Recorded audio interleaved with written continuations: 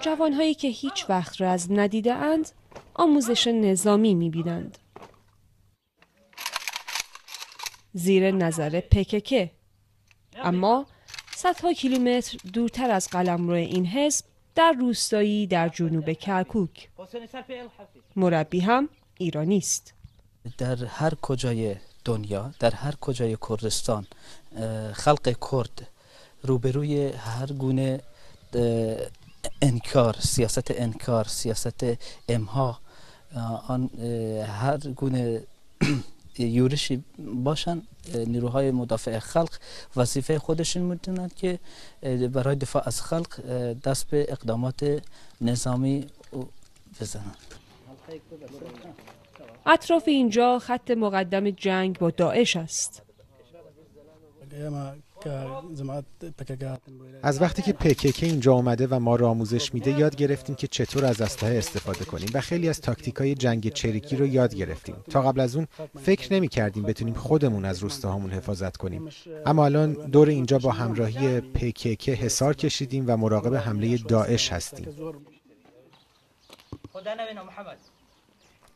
دشمن مشترک مرز بین دوستی و دشمنی رو پیچیده میکنه. PKK در بعضی از کشورهای غربی در فهرست گروه‌های تروریستی قرار داره، اما الان متحد غیررسمی اونها در نبرد با داعشه. نه تنها خودش در خط مقدم میجنگه که گروهی رو هم برای مبارزه با داعش آموزش میده.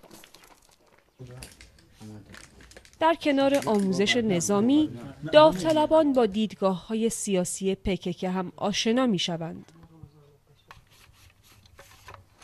PKK که به جنگ در کوهستان شهرت دارد، اکنون نبرد در دشت را تجربه می کند. با شریک‌هایی از ملیت‌های مختلف این منطقه. شما از کجا اومدی؟ من از سرندج.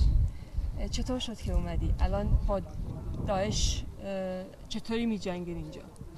ما اینجا، یعنی من قبل از اینکه اومدم واسه اینکه اومدم به اینجا، یعنی اون بیم واقعیتش اینه که PKK داره با تروریستا مثل داعش داره جنگ میکنه. همه میدونن، من که میدونم مثلا کشورهای مثل امریکا، مثلا ترکیه، اونا همه PKK را تروریست میدانن، ولی الان برای همه دنیا یعنی این واقعیت به روی آمده که مثلا PKK داره با تروریستا داره جنگ میکنه. رویارویی PKK و دیگر بازوهای نظامی آن با داعش از کوبانی گرفته تا سنجار، نگاه ها را متفاوت از گذشته به این گروه معطوف کرده.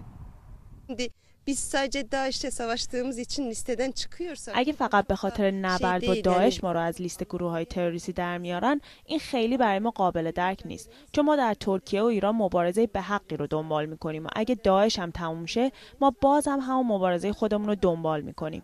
با این حال وجودمون در این فهرست سایه‌ای سنگین انداخته بر فعالیت‌هایی که داریم و به خروج اسممون از لیست تروریست‌ها با دید مثبت نگاه میکنیم.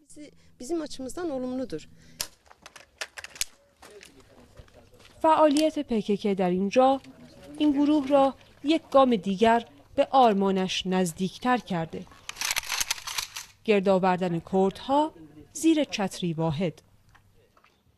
نفیسه کوهنورد، BBC جنوب کرکوک.